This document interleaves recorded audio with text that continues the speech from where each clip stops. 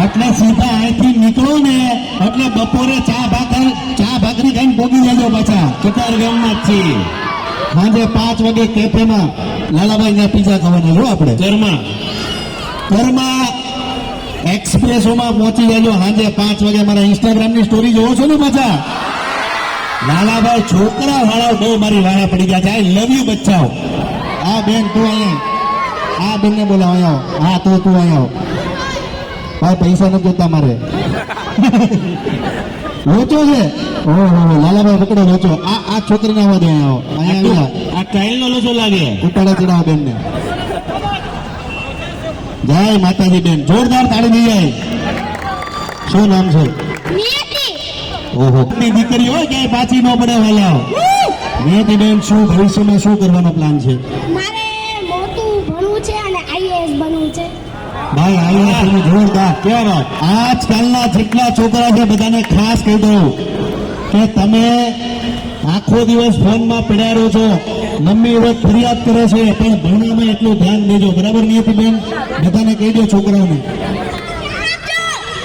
માઇકમાં જો. અને નો ભણે તો શું થાય એ બધું કહી દો. તો આપણે ભવિષ્યમાં પાછળ રહી જાય છે.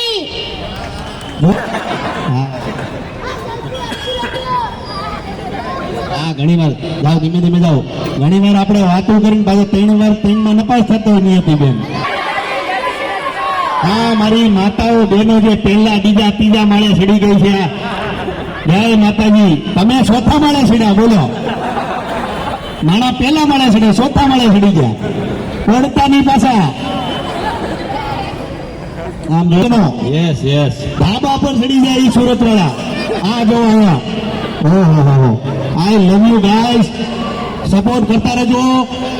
ગુજરાતમાં અત્યાર સુધીમાં 290 ઘર બનાવી નાખ્યા છે.